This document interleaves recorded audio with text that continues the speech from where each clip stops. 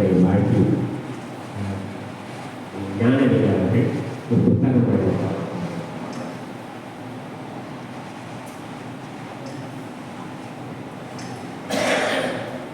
அனைவருக்கும் வணக்கம். ஒரு நிகழ்வுடைய கதாநாயகனாக இருக்கிற அருமை சோதர் ராமூர்த்திக்கு இளமையிலேயே போராட்டம் உண்டு, பிடிவாத குணம் உண்டு, படிப்பது. அதனால்தான் எவ்வளோ பெரிய உச்சத்தை அடைந்திருக்க முடியாது. இந்த பிறந்த நாளில் நாம் அனைவரும் தெரிந்து கொள்ள வேண்டிய ஒரு விஷயம், தொடர் வாசிப்பு நம்மை நிச்சயமாக மிகுந்த உயரமான இடத்துக்கு கொண்டு செல்வோம். நான் மீண்டும் மீண்டும் சமீபத்தில் சொல்கிறேன், நான் வெட்கப்படுகிறேன். நான் வாசிக்கும் பழக்கத்தை இப்பொழுதுதான் தொடங்குகிறேன். எம்ஏ பிஎட்டெல்லாம் படித்தது சும்மா பரீட்சைக்காக படித்தேன். இன்னைக்கு இந்த மார்க் வந்தால் தேர்ச்சி. ஆனால் ராமூர்த்தி அப்படி இல்லை, தொடர்ச்சியாக வாசிக்கக்கூடிய, தொடர்ச்சியாக தினசரிகளை வாசிக்கக்கூடிய ஒரு பழக்கத்தை மூச்சு விடுவதைப் போல தன்னுடைய உடமையில் ஒன்றாக, தன்னுடைய உறுப்புகளில் ஒன்றாக அவர் வைத்திருக்கிறார். குறிப்பாக என்றைக்கும் அவருடைய கரங்களிலே அனைத்து ஆங்கில பத்திரிகைகளும் இருக்கும். தமிழில் என்றால் தினமணி, தமிழ் போன்ற நாளிதழ்கள் கட்டாயம் இருக்கும். நான் சமீபத்தில் தான் தினத்தந்தி வாங்கி படிக்கக்கூடிய பழக்கத்தை ஏற்படுத்தினேன். காசு கொடுத்து ஒரு 3 மாதமாகத்தான். அதற்கு முன்னாலெல்லாம் செய்தித்தாளை பார்ப்பது கூட பல நாட்கள் கிடையாது. நான் இந்த எதை எதற்காக சொல்ல வேண்டும் என்றால், படிப்பு கட்டாயம் நமக்கு ஒரு பாதுகாப்பான ஆயுதம், அதை நாம் பிடிக்க வேண்டும் என்பதற்காகத்தான். ஒருவேளை நான் என்னுடைய குடும்ப சூழல் அந்த மாதிரி இருக்கலாம். என் பெற்றோர் படிக்காதவர்கள், என்னுடைய அம்மாவுக்கும் படிக்க தெரியாது, என்னுடைய அப்பாவுக்கும் படிக்க தெரியாது, என்னை சார்ந்தவர்களுக்கும் படிக்க தெரியாது, என்னுடைய உறவினர்களுக்கும் படிக்க தெரியாது. முதல் தலைமுறையில், குறிப்பாக முதல் தலைமுறையில் என்னுடைய வர்க்கத்தில் நான் தான் பட்டதாரி என்று கருதுகிறேன். அதற்கு முன்னே யாருமே இந்த வர்க்கத்திலேயே பட்டதாரி இல்லை. ஆனால் அதற்கு பின்னால் ஒழுங்காக இதை நவுத்தக்கூடிய சூழல் பெற்றோர்களுக்கு இருந்ததா என்றால் இல்லை. காற்றாட்டு வெள்ளம் போல எங்கே மழை பெய்தது, எங்கெங்கோ ஓடியது, எங்கெங்கோ நிரம்பியது, அதை ஒழுங்குபடுத்தி சேனல் பண்ணி இட்டு போற இல்லை. அந்த அமைப்பு எங்கள் பெற்றோர் இல்லை. நான் 10th +2 இங்கிலீஷில் ஃபெயில் ஆகிட்டு, இங்கிலீஷ் மீடியம் அப்போ தமிழில் எழுதிட்டேன். பார்த்தீங்க, இங்கிலீஷ் மீடியத்தில் போய் சேர்றேன். எவ்வளோ பெரிய முட்டாள்தனம் பேர். கொஞ்சம் அறிவாளித்தோட இருந்தால் என்ன பண்ணியிருப்பாங்க, மேடம் நாங்கள் இங்கிலீஷ்லேயே நீ போயிட்டு இங்கிலீஷ் மீடியத்தில் நீ படிக்க போறியா, வா எந்த பேர் பெய்யலானே அந்த மாதிரி நீ படிக்கணும். ஒரு 7-8 தடவை எழுதி பாஸ் ஆகிட்டோம். அப்புறமா எதுக்கு இதெல்லாம் சொல்ல வரேன் அப்படின்னா, காலம் கடந்த பிறகு என்னால் என்ன பண்ண முடியல, தேர்வுக்காக ஆயத்தப்படுத்திக் கொள்வதில் பல்வேறு தடங்கள், குடும்ப சூழல், திருமண வாழ்க்கையில் ஈடுபட்டது, பிள்ளைகளை காப்பாற்ற வேண்டியது, இப்படி இருக்கு. மீண்டும் சொல்றது, நமக்கு நம்மை வாழ்வு உயர்த்தக்கூடிய ஒரே ஆயுதம் குறிப்பாக படிப்பாக மட்டும்தான் இருக்கும்.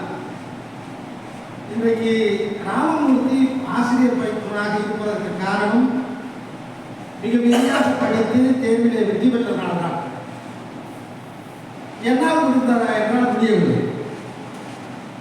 காரணம், பல்வேறு நேரங்களில் அப்படி தொடர்ச்சிக்கொண்டே இருந்தேன். 57 வயசுக்கு 56 வயசுக்கு கைதாயிட்டேன். அதுக்கு சரி பல்வேறு இடையூறுகள் இருக்கிறது. இப்போ சமீபத்தில் என்ன தோன்றுகிறது என்றால், பல்வேறு புத்தகங்களை வாசிக்க வேண்டும், வாசிக்கிற பழக்கத்தை ஏற்படுத்திக் கொள்ள வேண்டும் என்பதற்காக என்று ஒரு முடிவு செய்திருக்கிறேன். நேற்று கூட ஆல்கா முதல் கங்கை வரைய ஒரு புத்தகம் கொடுத்தாங்க. ஒரு 150 பக்கம் ஒரு மீடியாவே படிச்சு வச்சு, அதுக்கு முன்னாடி நான் முழுமையாக படித்தது, திரும்ப படித்தது முத்துராசா குமாருடைய ஒரு புத்தகம் தான்.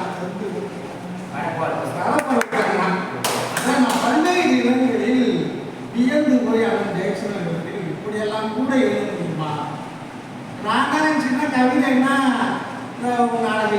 அழகாக இருக்கிறார், உங்கள் இடை மின்னலை ஓட்டது, இப்படி நினைச்சிட்டு இருந்தேன்.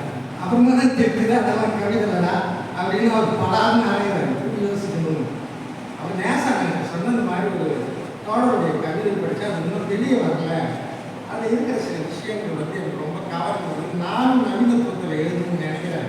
அதுக்கு என்னென்ன டிப்ஸ் நான் தொடர்ச்சியாக தேவதட்சனுடைய கவிதைகளை அனுப்பிச்சுக்கிட்டு இருக்கேன். அதெல்லாம் எதுக்கு சொல்ல வரேன்னா 56 வயசுல இதை பற்றி யோசிக்க வேண்டியதாங்க. என்னோட முத்துல சக்கரம் ஒரு 20 வயசாவது அல்லது ஒரு 25 வயசாவது சின்னவராக இருப்பாருன்னு நினைக்கிறேன். அப்போ 56 வயசுல நம்ம போக வேண்டிய இடத்துல 30 வயசுக்கு உட்பட்ட ஒரு இளைஞர் பயணிக்க முடிகிறது என்றால் அவர் தன்னை ஒழுங்குபடுத்திக் கொண்டார். அவர் ஒரு இலக்கை நோக்கி பயணிக்கிறார். அதை நாம் தவறவிட்டிருக்கிறோம். குறிப்பாக அந்த இலக்கில் நாம் பயணிக்க வேண்டும் என்கின்ற வெறி நம்முடைய எழ வேண்டும். அப்புறம் எல்லாருமே சொன்னாங்க மாணவர்கள் பற்றி. அது எனக்கு நீண்ட அனுபவம். நான் ஆசிரியர்களுடைய தவிர நான் பார்த்தாலும் கட்டாயம் இவர்கள் பார்த்திருப்பார்களா என்றால் மாணவர்களை சந்தேகம்தான் என்று நினைக்கிறேன். காரணம் நான் ஏசி ரூம்லையும் நடத்துகிறேன், ரோட்லையும் நடத்துகிறேன், பொதுவான இடங்களிலும் நடத்துகிறேன், டீ கடையிலும் நடத்துகிறேன்.